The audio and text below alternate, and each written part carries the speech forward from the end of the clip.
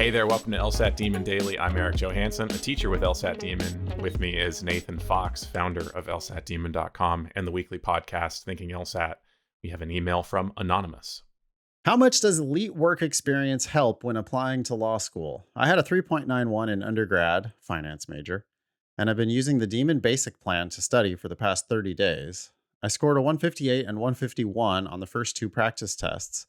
I'm confident I can improve to a 165 or 170 in the next few months.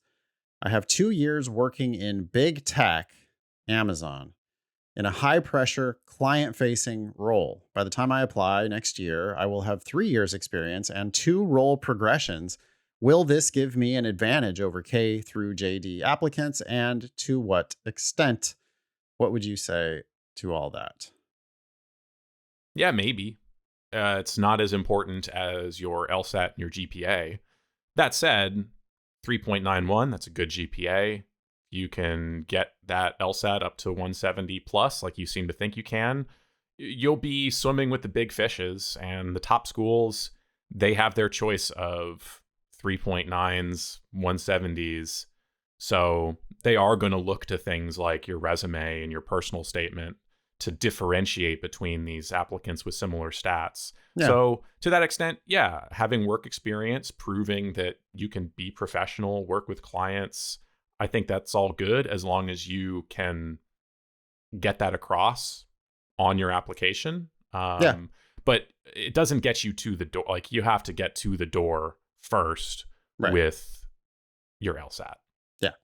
Yeah, I mean, don't rely on that work experience. Don't just settle for 3.91 and all this tech experience, I got a 160. That's good. That's good enough. No, it's not good enough. Not for Harvard, Stanford, Yale, not good enough for probably the entire top 14, really.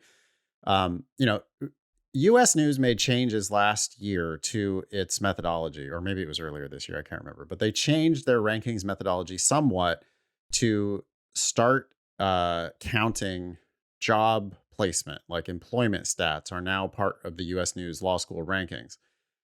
To the extent that law schools are going to actually respond and start trying to manipulate their classes to be more employable, something like 3 years of experience and 2 role progressions working in big tech, that seems like great experience, and it looks employable to me.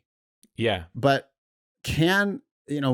what we haven't seen is how law schools, in fact, are going to try to build employable classes. And my sense is that because LSAT and GPA are readily available numerical assessments of every candidate, it's just going to be so efficient for them to continue to heavily lean on LSAT and GPA to make their first cuts. Yeah. Because ultimately they still know that your LSAT and GPA, those are fairly reliable indicators of how well you'll do in law school. Oh, yeah. And how well you do in law school is probably the best indicator they have of how well you'll fare in the job market. So completely. It still comes, like, when you're judging employability, which, yes, job outcomes have become more highly weighted in those rankings, you're still looking to LSAT and GPA as one metric to predict your employability later. Will it give you an advantage over a K through JD applicant who has exactly your same LSAT and exactly your same GPA? Hell yeah, it will. Although my guess is that if they have literally your exact same LSAT and your exact same GPA, they're probably going to both admit you, or both. They're either going to admit both of you or deny both of you in almost every case.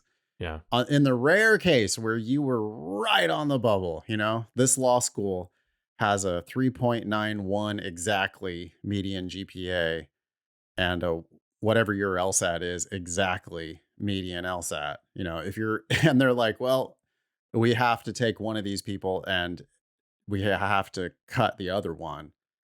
Yeah. Then this would 100% give you that advantage over the K through JD. Yeah. I think